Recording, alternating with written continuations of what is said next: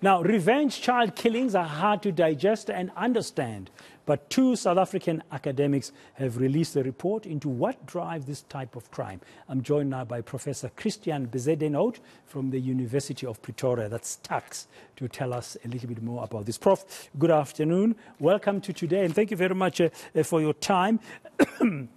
Excuse me. When did you do this research, and what period did it cover? We basically started last year, and we covered from 2001 up until 2021. We looked at all the cases that we thought fit into the definition of a revenge filicide.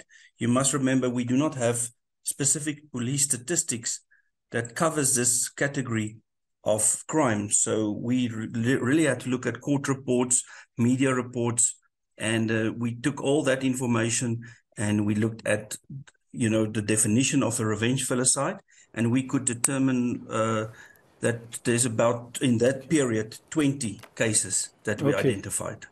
So, Prof, we need to see you. Your mic, your video seems to be off. If you're able to I did switch it on, but it put it on. Come back. Is it better now? It's on now. Yes, we can see you now, and our viewers can. I switch it. And our viewers Once I switch it on, it goes off again. Let me just check again.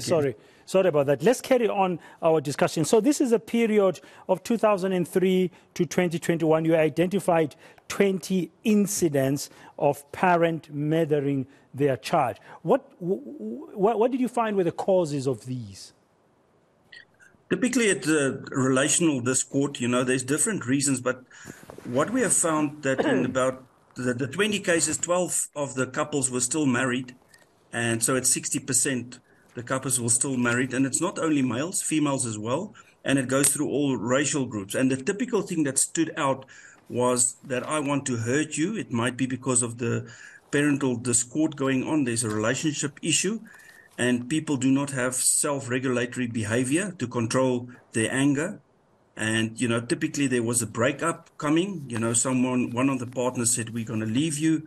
And then often that was the end result where people were killed. And that was the child, because the parent wants to hurt the other one, the parent that's hurting them, for example, leaving them in a relationship, or in where they found that they were unfaithful, or for other reasons. Sometimes it was a psychotic situation with a mother, so there's psychological reasons. In some cases, the father, there's different types of filicide. Sometimes it's altruistic. There's something wrong with the child. We get all types of filicide where children are being killed. But our focus, we saw it's about rage, anger, I want to hurt you. And our type, revenge filicide, clearly showed that there was definitely relational problems and different variables that caused the killing of the child. Yeah, as you said, the police stats don't break it down to this degree, but number 20, the number 20 over 18 years from 2003 to 2021 seems like a very small number. Is your sense, as you're doing the research, that there could be more revenge filicides? Yeah, that's exactly the problem. We had to identify it as such. But if you look at other countries and we use statistics of other countries, it's roughly a figure of about 2.5% of the murders. So that's the average that you can go on.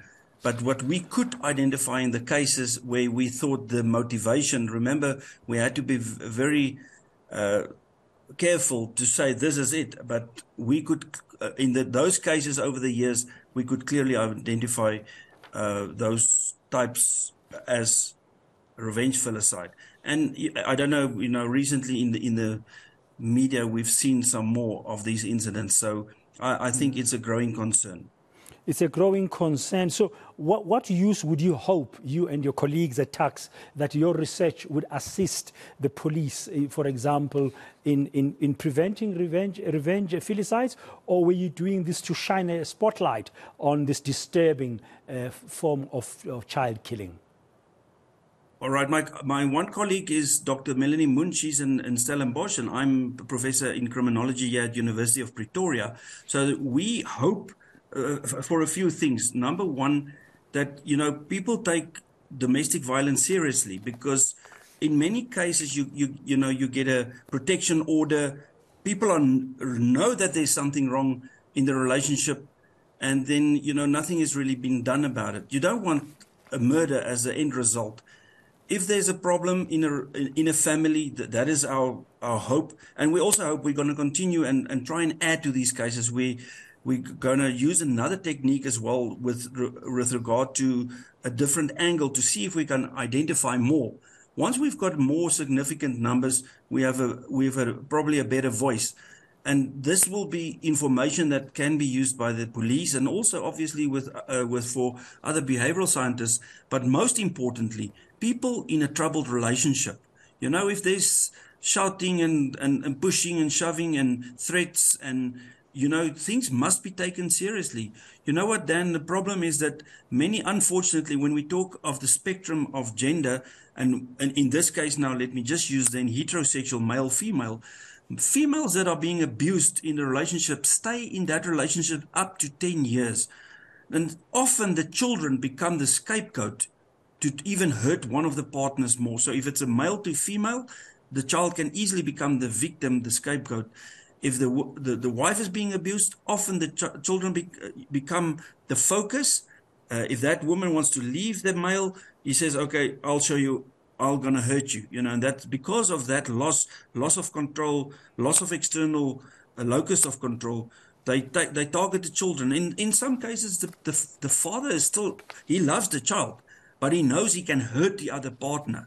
So definitely you can hear that there's complex problems that we have to unpack to understand this problem better in South Africa. Professor Christiaan Bezuidenhout from the University of Pretoria, thank you very much for your time there. And pity we couldn't see you because your video was not enabled, a technical glitch there, but we got you loud and clear in terms of your voice and why you're focusing on revenge filicides in South Africa, investigating them.